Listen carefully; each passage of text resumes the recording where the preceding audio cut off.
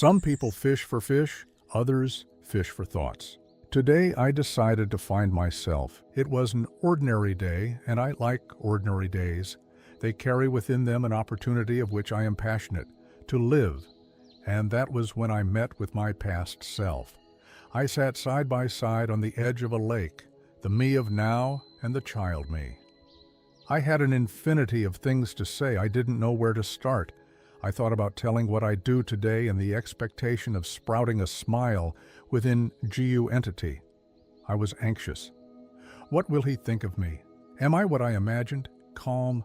I need to calm down. So many things happened, encounters, missed encounters, gains, losses, a truckload of smiles and waterfalls of tears. But where can I start? After all, what would you do if you had the opportunity to talk to your child self? He was there with a tranquility that only children have, without haste, without expectation, just present. He looked at the water of the lake as if time didn't exist, as if that instant were enough, and maybe it was. On the contrary, I was restless. The mind raced, thinking about what it said. I didn't want to explain. I didn't want to justify.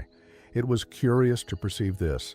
The child just was, and the adult needed to explain himself. I thought about starting with what I consider achievements. Maybe it was the most logical. To tell where I live, what I do, what I learned. To say that I survived many things. I went through very difficult moments, but I also lived very beautiful moments. I imagined he would be impressed. I imagined that twinkle in the eyes would appear as if I needed to prove it was worth it, as if I were before a silent judge. But while I organized this speech mentally, I noticed something. He didn't seem interested in any of that.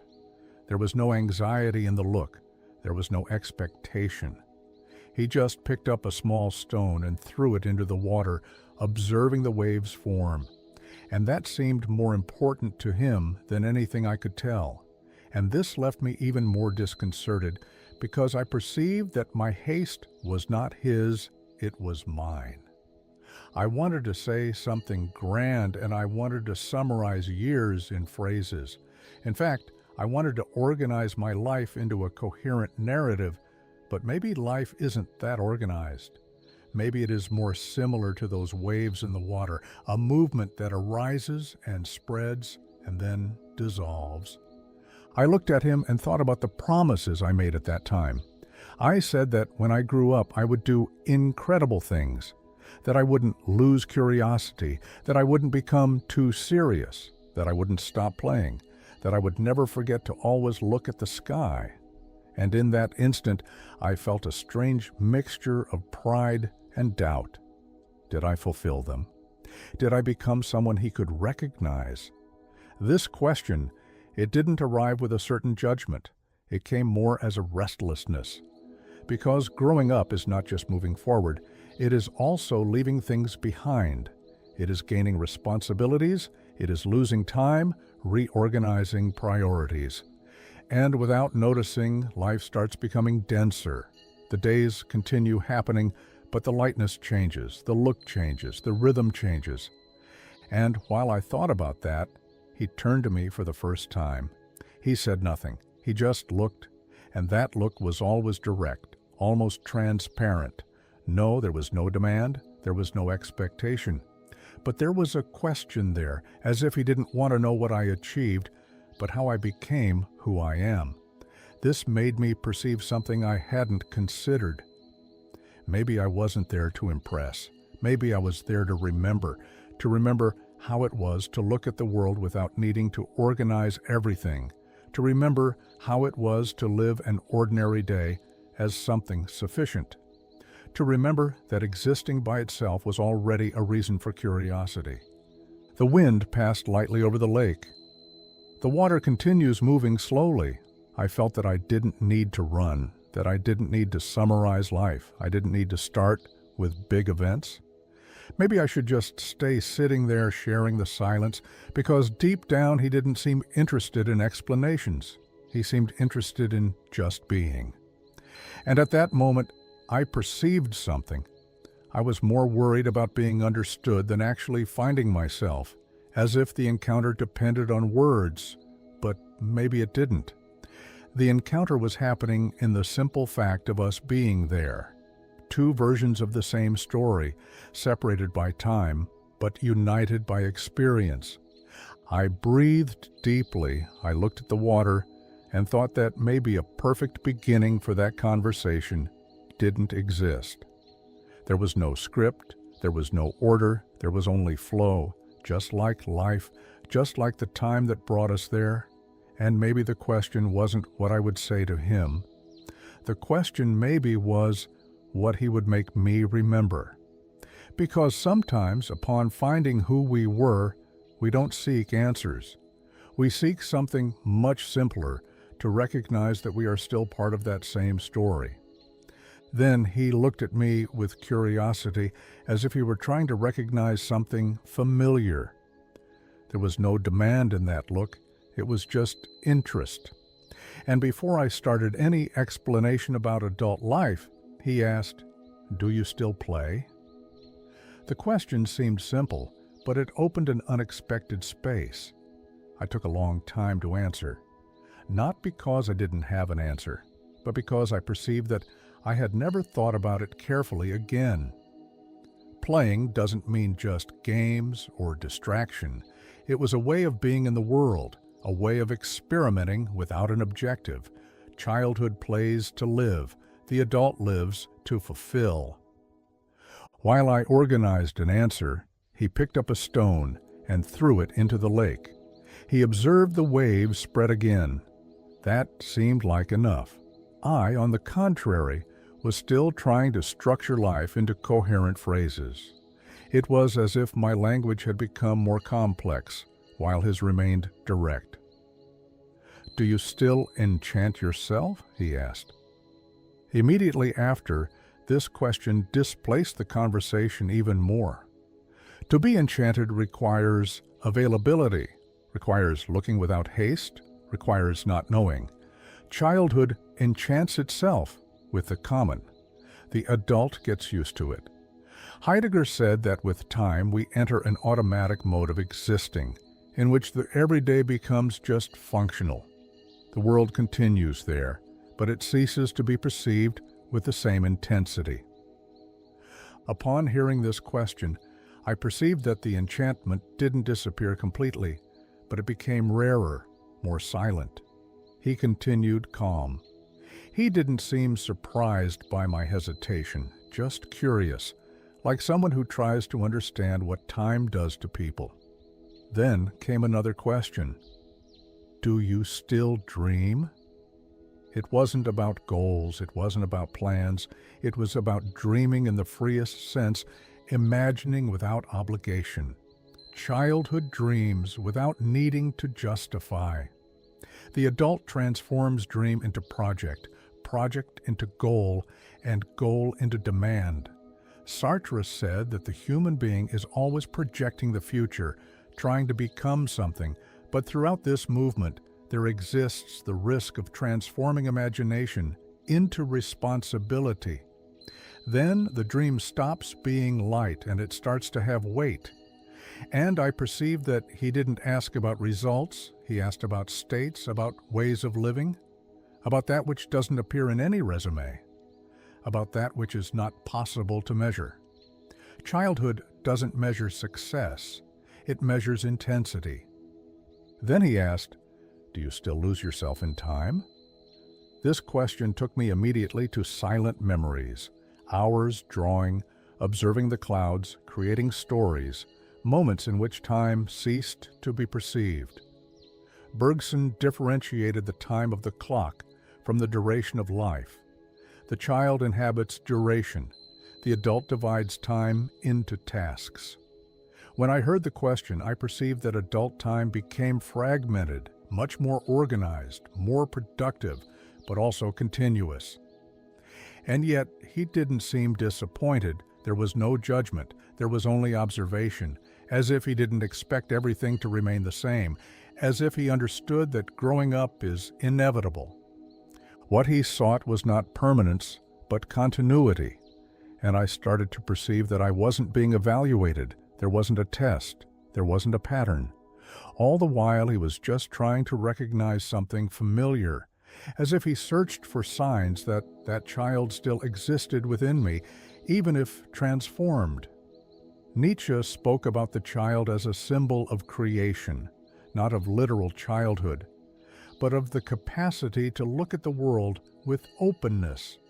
And when I heard those questions, I perceived that this capacity doesn't disappear, it just hides under layers of responsibility and experience. So it is not necessary to go back. It is possible just to find again. He went back to looking at the lake. The silence between us was no longer so uncomfortable. It was almost like a comprehension now.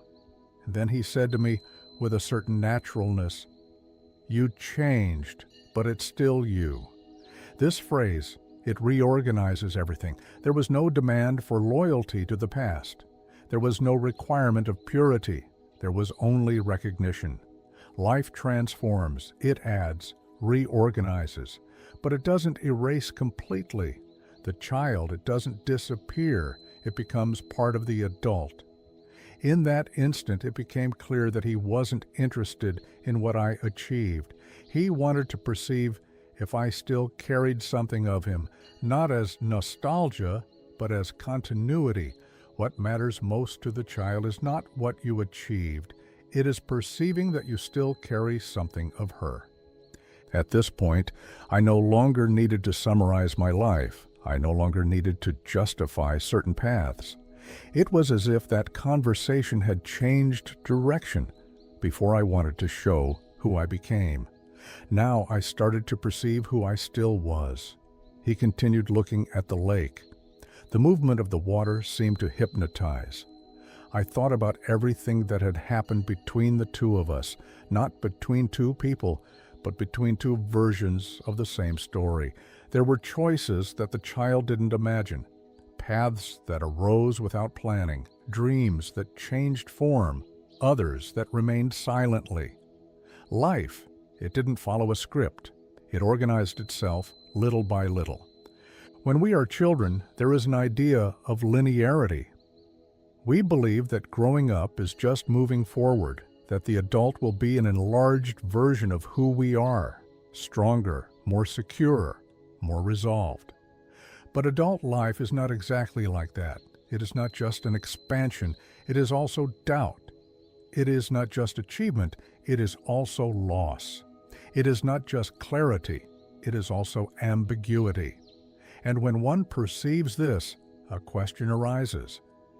Would the child understand this complexity? I looked at him and perceived that maybe the answer was simpler than I imagined. The child, she didn't need to understand everything. She just needed to recognize something essential, not the exact path, but the continuity of sensitivity, because deep down, growing up doesn't mean abandoning ingenuity, but transforming it. Childish ingenuity is not lack of knowledge, it is openness.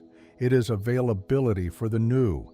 It is the capacity to look at the world without the immediate necessity to classify.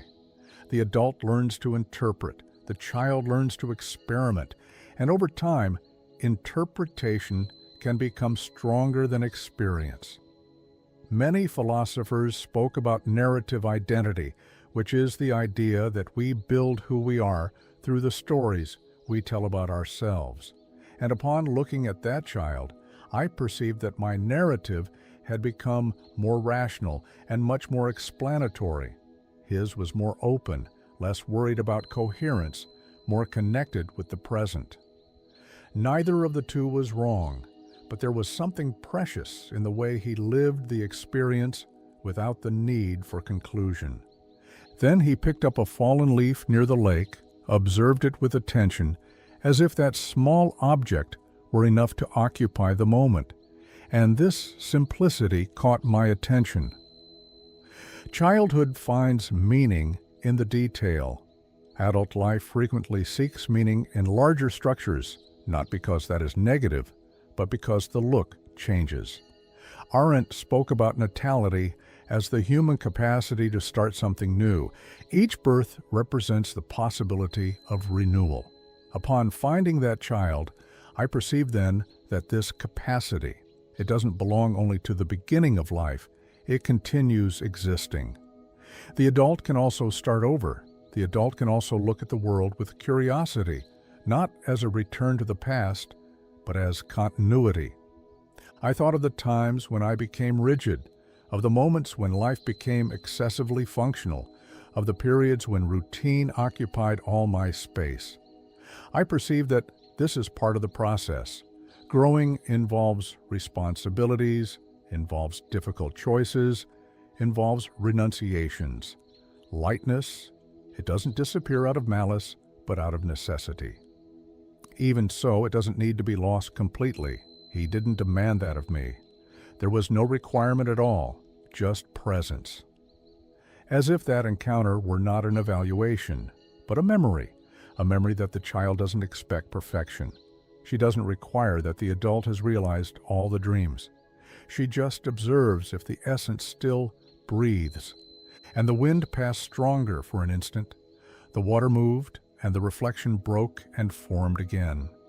That image seemed to symbolize time itself. Nothing remains fixed. Everything reorganizes. The child continues there, but continues changing.